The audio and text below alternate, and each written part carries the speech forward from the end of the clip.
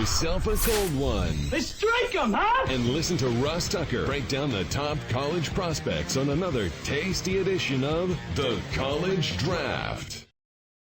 Yeah, it's Daddy Soda time here on the College Draft Podcast, presented, of course, by DraftKings. I'm Ross Tucker, former NFL offensive lineman, 5 teams, 7 years, now a bunch of podcasts, including this one, which I absolutely love as we continue the series where we are breaking down every draft choice for every team, which also, if we're being honest, is sort of a breakdown of the teams themselves as well from our perspective. You can check me out on social media at Ross Tucker NFL.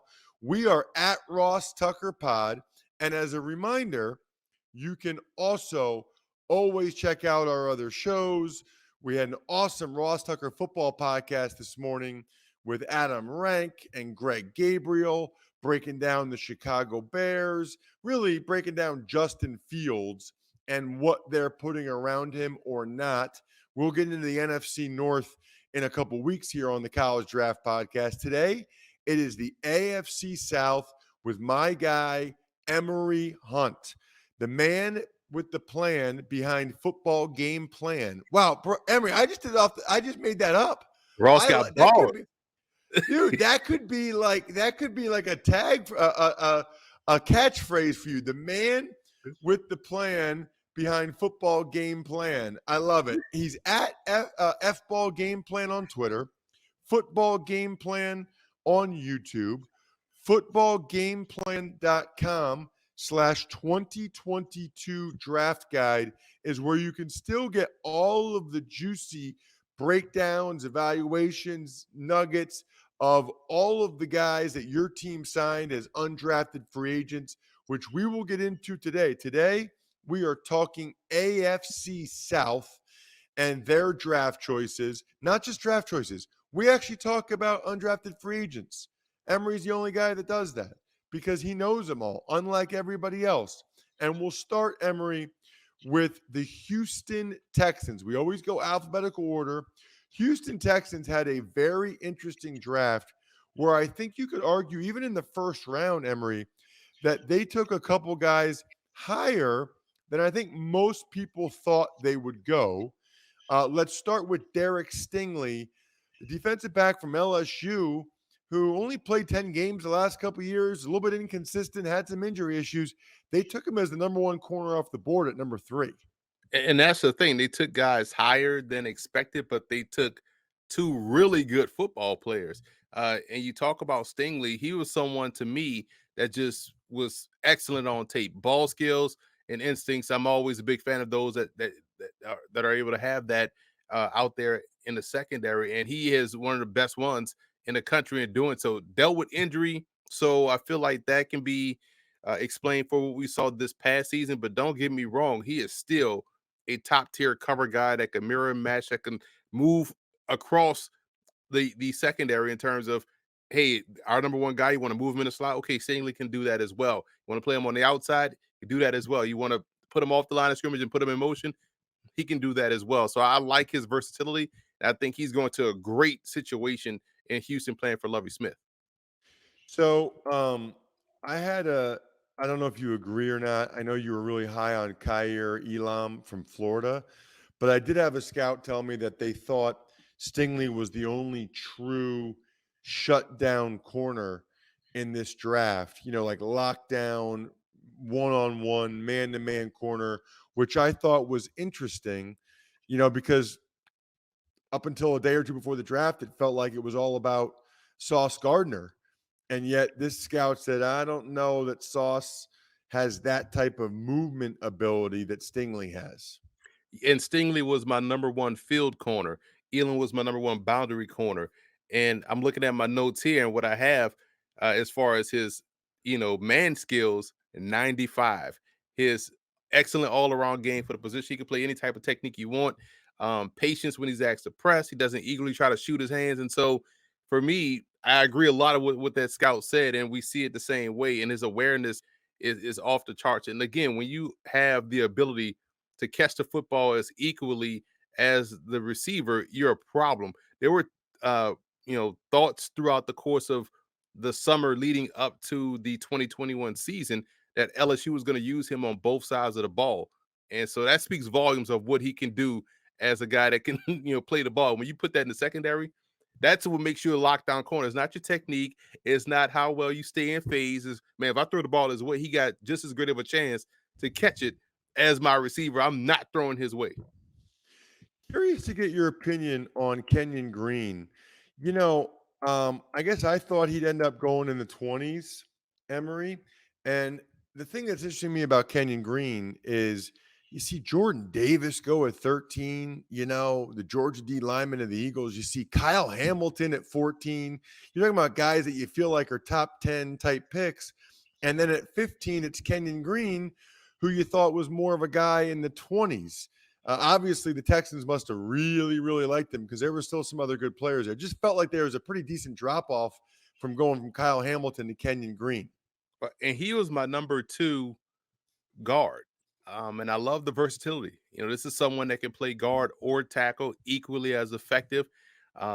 Very good athlete, plug-and-play guy. I'm pretty sure he's slated to start up front for them. So I thought they got a really good player. I thought someone like Dallas were going to target someone like Kenyon Green. And maybe that's why they had to come out and say what they said about the guy they chose in Tyler Smith from Tulsa. Like, hey, oh yeah, we had him as our highest rated player at the position. Despite everyone that went ahead of him, we know they had their eyes set on Kenyon Green. I thought I was shocked to see him not go as high, but I was also shocked to see that for Zion Johnson and also Kenyon Green, probably selfishly because I had these guys highly rated. But I think this was a really good, strong home run pick for the Texans here. Their second round picks, a DB from Baylor, Jalen Petrie, and a wide receiver from Alabama, John Mechie. Let me find out the Texans purchased the football game plan 2022 draft guide, right? Because Jalen Petrie is my number 2 combo safety. This dude has elite speed. That is a given. I gave him a 95 for speed because his play speed is just as fast, if not faster, than his time speed, which was like in the low 4.3s, high 4.2s, or something like that. So he can eliminate angles. He shrinks space coming downhill. He's a very good tackler in space and in the alley, and he really does a great job in getting from point A to point B. He sees it and goes. He doesn't wait. He's not gonna, pussyfoot around and need to see something else again to confirm. He's trusting what he's seeing, and he's going to get it. And I think that type of playmaking ability yields itself to a guy that's going to find his way around the football a lot in the secondary. And then what about Mechie? Mechie is, if he hadn't gotten hurt, Mechie was someone that, he had really good game. Was also a CFL prospect as well. So, I love those little nuggets, but Mechie was my number 5 split in. I think he could play anywhere across the formation. So he could play slot, you could play inside receiver, you could play split or flanker. So for me, you're getting a versatile piece. You're getting a productive guy, someone that also has a great sense of timing, that's not afraid to make the play when a play has to be made. So again, you look at Houston, so far we're 4 picks in. It's like, man, they're making some really good selections. They're strengthening the roster with good football players. Yeah, they certainly like the SEC, LSU, A&M, Bama. Then the next 2 picks are SEC guys. 3rd round, Christian Harris, the linebacker from Alabama. 4th round, Damien Pierce, the running back from Florida. Christian Harris is my number 2 outside linebacker in terms of off-ball linebacker. So it's my number 2 outside linebacker. I have him as a weak side backer. But again, explosive acceleration and burst. Closes well, was a productive player for Alabama. I know a lot of people were talking about Will Anderson, but Christian Harris was equally as productive to me. Not in terms of sacking a quarterback, but also in terms of just making plays. So I feel like when you look at what they lost and what they're bringing in, he's probably going to be that inside linebacker in their 3-4, or it could be a weak side backer, ideally in that their 4-3. They're getting exactly what fits that defense. So not only are you targeting good players, you're targeting good fits for your defense, and Harris to me is a good one. Yes, they probably did buy the football game plan draft guide. Damien Pierce, Emory, You're a running back guy. What did you think of Pierce? This is the one question I had because we saw who was still on the board, and a guy was high on Jay Sean Corbin. I thought, he was the top back in my opinion, and he went undrafted. So I felt like Pierce would have been he would have been a great fit here. But Pierce to me seems like you're more of your RB2 or 3. So now you wonder, what does that mean for Rex Burkhead? We got Marlon Mack there starting at tailback. So they have, you know, I feel like they already have him on the roster with someone like a Dare Ogunbowale, who has been there for a minute. It was a good back coming out of Wisconsin, but I just feel like going in the fourth round, they got someone that probably is going to replace one of those two guys, but he's really a glorified RB2 or RB3. I will say this about Pierce, though, he does have a nose for the end zone. Let's get to the last three guys. Thomas Booker, a D tackle from Stanford, Tegan Quatoriano, a tight end from Oregon State, and Austin Deculus, an O lineman from LSU. I love the Deculus and Quatoriano picks. Both guys were excellent at the Shrine game. Deculus is someone that has seen it all, done it all. Very good tackle. Can play either tackle spot, but I think he's a solid, rock solid guy on the right side. Quatoriano, when I talked to him at the Shrine game, was like, "Hey, man, I know I did a lot of blocking at Oregon State, but I'm here to show people I can catch the football." And he went out that day in practice and had a really good workout catching the football. And I think he is someone that's going to be an underrated piece to the puzzle here. It has a way to make the roster in terms of, okay, he could be our inline guy, but also has some potential down the road as a receiver. Undrafted guys, they got my number 4 tackle in Myron Cunningham out of Arkansas. Very good player. Just has to stay locked in for the full game. I feel like his technique gets a little bit lax and he gives up some plays, but he's a really good player. Drew Estrada, the receiver from Baylor, but he was a star at Dartmouth. And he is someone, when you watch me, like, man, this dude just got pro game. He just confident in his route running, confident in his hands, understands the game of football from he's almost like an extension of the receiver coach out there on the field and how he's getting open, where his landmarks are, how he's hitting those things. So I think he has a really good shot to make the team. And Tristan McCollum, the safety defensive back from Sam Houston, his brother, Zion McCollum, is a draft pick of the Bucks, but Tristan is someone that's very good in his own right.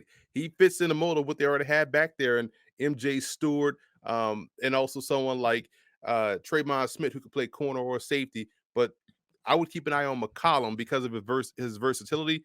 They just let go Lonnie Johnson or traded him away to Kansas City. He could be similar to that guy that they had because he, again, can play corner or safety. I think he's a more of a strong safety with coverage skills, which still makes him very valuable here for Lovie Smith.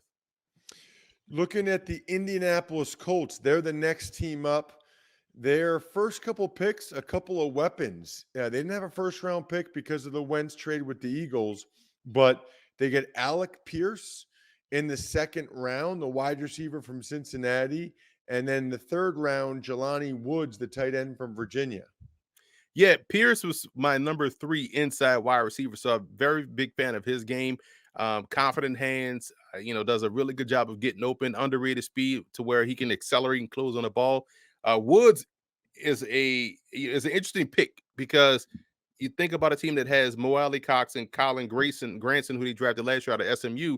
You bring in Woods and Ogletree, the 6th round pick from Youngstown State, 2 tall, athletic tight ends. But you want to see that project on the field. Woods is someone that garnered a lot of steam and buzz throughout the All-Star game circuit at the Shrine game and did a really good job in that regard. But just want to see the consistency. Sometimes guys that are that tall tends to play tall, and you kind of want him to get his pad level down a little bit, but really good target. Like I said, they drafted 2 tight ends. Ogletree had a really good Hula Bowl and was fantastic for Youngstown State. And, another one that plays a lot like Mo Alley Cox, who they already have. So I was more interested in why they chose to double down on tight end, especially when you have 2 young options already that are really good. Unless that's something like we talked about with Baltimore, maybe that's the direction they probably want to go in this season with their offense. So they had 2 more third-round picks. They had 3 third-round picks. The offensive tackle from Central Michigan, Bernhard Raymond, they took with pick 77, and then Nick Cross, the safety from Maryland. Looking at their depth chart right now, they could really use Raymond, being a surprise rookie stalwart. I think right now it looks like they have Matt Pryor at left tackle, but I think the thought was that Raymond still needs a little bit of work, right, because of the transition. Right, and it's more of an upside pick, which is why I thought, he would have been a sneaky first round pick for a team like New Orleans, right? That have taken chances on athletic guys and putting them out there and letting those guys figure it out. But you're right, if he can, how quickly he comes up to speed could determine whether or not he's going to be starting. And that's a big thing because you got Matt Ryan back there who's up in age. So he's not going to be apt to really want to get out the way if pressure is coming. So I understand going with Pryor to start, but Raymond, because of his athleticism, because of the growth, but I know a lot of people had questions about the age, but man, we've seen Lyman play for a long time and he's still a neophyte in terms of what he can do at that position. What do you think about Nick Cross, the safety from Maryland? I think he's more to be completely honest. I think he's more of a reserve safety combo guy. Probably better as a run defender. May end up even being some sort of a nickel backer in terms of giving you strong run support, but also has some ability in zone. He's more of a half field safety, in my opinion. So I feel like he's more of where they're gonna expect him to be. Reserve third safety, sort of that linebacker that can help you stay strong and run support, but don't make you a liability out there in coverage. And then you already kind of touched on Ogletree, the tight end from Youngstown State. The other picks, they took Eric Johnson, a D tackle from Missouri State in the 5th round, Curtis Brooks, a D tackle from Cincinnati in the 6th round, and Rodney Thomas, the DB from Yale and Pittsburgh Central Catholic in the 7th round. Love all three of those picks. Curtis Brooks was my number one defensive tackle in terms of 3-tech, right? So he is someone that I thought watching this tape, he was like, man, why isn't anyone talking about Brooks? He's consistent with his hands. He understands where the ball is, not just trying to fly in the backfield and just be disruptive for the sake of being disruptive. He has good awareness and is able to get there and make the play. Johnson is a high upside player because when I say he was dominant at the NFLPA game, he was whipping offensive linemen consistently all throughout the practice, not just in one-on-ones where it's heavily slanted toward the defense. In team drills, it was like, man, he can't block this dude. He got the call up to the Senior Bowl and was excellent there. So he was, making the right, he's on the right trajectory because of the post-game All-Star circus. I'm excited about him. Well coached down at Missouri State. And Rodney Thomas, very good athlete, could be a sandbacker, can be a free safety, can be a strong safety. He has good instincts and ball skills. Still, growing in the position, but this is something that you see the Colts do. And now, now that he has moved on to the New York Giants, but Mike DeRice, they're outstanding scout in Northeast guy that has done a fantastic job acquiring talent and making a case for these guys coming from these underrated programs like Isaiah Rodgers. That was his guy coming out of UMass. Thomas was another one of his guys, and I'm glad to see him get drafted because I know Thomas, because of his height and length, can be what we talked about Nick Cross being, that third safety sort of nickel backer, keeping you, sound versus a run, but also solid in coverage. Any undrafted guys, Emory? You look at CJ Verdell and Devontae Price, two excellent running backs. Price out of FIU, I thought he was going to get drafted, and Verdell, we understand why he went undrafted is mostly because he's been banged up, but both guys are excellent backs, and they have their work cut out for them, especially with now Philip Lindsay being signed. Can one of those guys make the practice squad or the roster? We'll see, but I thought those two were really good, undrafted rookie free agents. And just looking at some other players, Dallas Flowers, shocked that he went undrafted out of Pittsburgh State.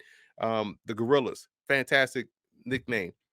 Excellent returnman. He's a returnman. He's a corner. He had a really good week at the Shrine game.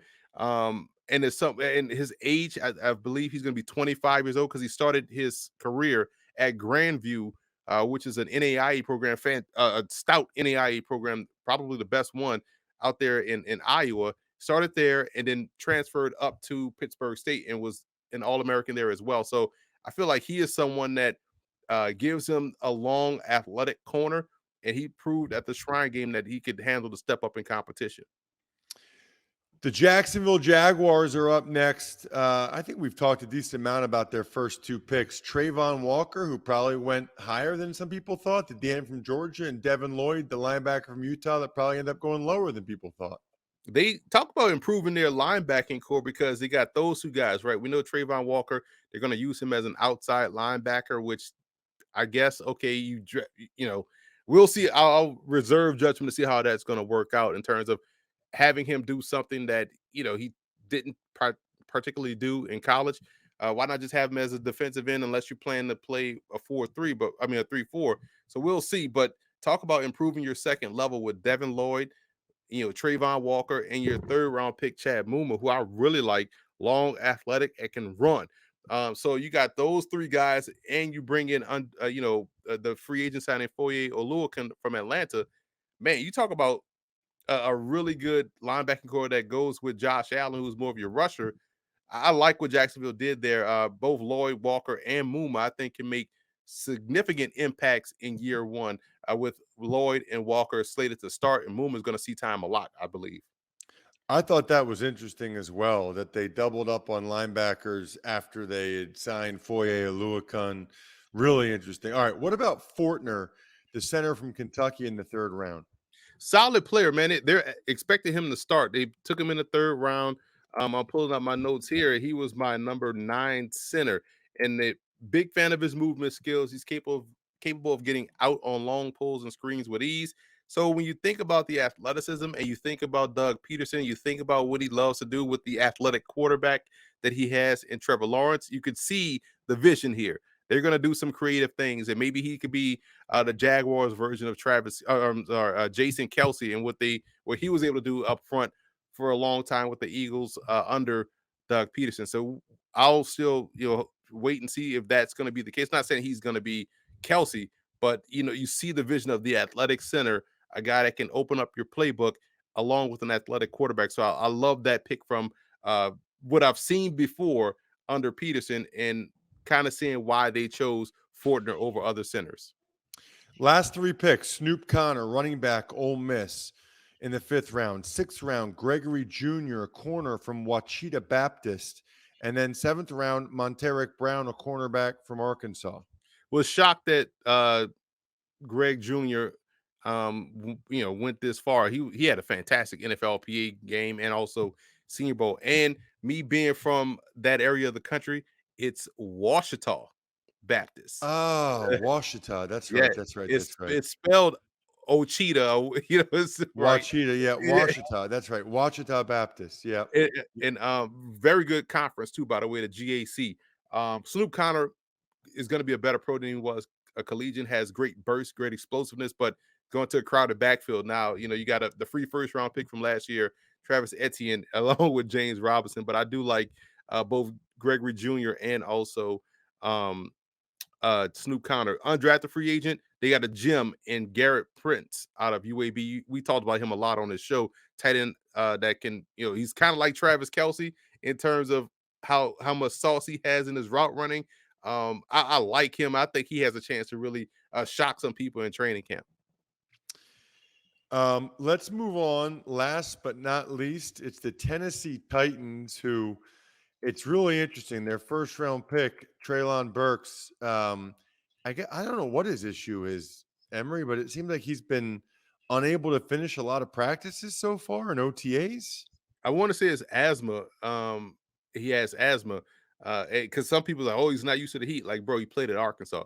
It is like 1,000,000,000 degrees down there in Arkansas during the summer and football season. But I feel like his asthma was acting up. And it's funny because my comp for him was A.J. Brown. So they trade A.J. Brown. They draft A.J. Brown light in Treylon Burke. So I like the fit there.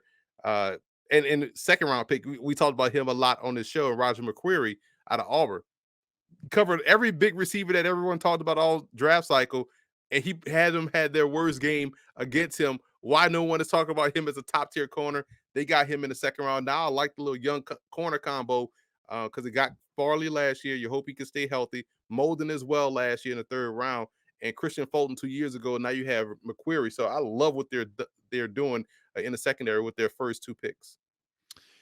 Round 3, Nicholas Petit-Frere and Malik Willis. Petit Ferrer is someone that we coming into the season, everybody thought was a first round pick. They get him in round 3. Swing guy, I believe, but definitely provides good quality depth. Malik Willis is their quarterback of the future. There's really no competition for him at QB2. It'll be interesting to see how quickly he can elevate to QB1, because if Ryan Tannehill starts this season how he finished last season, and now he's in his own head, because Willis was a 3rd round pick, not a 1st round pick. So it's not immediate pressure, but he can create pressure based off, how he's going to play. And we know the preseason is tailor made for a guy like Malik Willis to have at least 20 wow plays. And now that's going to be in the fans' head. Anytime Ryan Tannehill throws an incompletion, let alone an interception, fans are going to start to, quietly wonder when Willis is going to play. I think Willis should probably sit and take his time and go in next season as the starter. But this year, he's going to put a lot of pressure on Ryan Tannehill.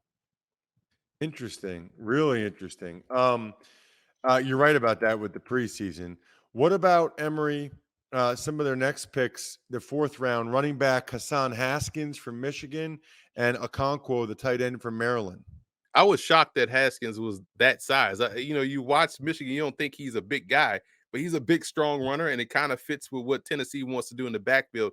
You have, Megatron of the running back position, Optimus Prime, I forgot what the toy was, or the cartoon character, Crane. Remember in Ninja Turtles, he used to go inside that big body. That's what Derrick Henry is. But you sub him out, you bring in a guy in Haskins that is a good power runner, runs behind his pass, and keep an eye out undrafted rookie free agent Julius Chestnut, who's cut from the same cloth as Haskins, was a big pocket muscle, had a really good week of work at the NFLPA game as well, and also the Hula Bowl Sacred Heart running back tore up the NEC. And when you think about Chig Okonkwo, he is the Jonnu Smith. My comp for him was Jonnu Smith.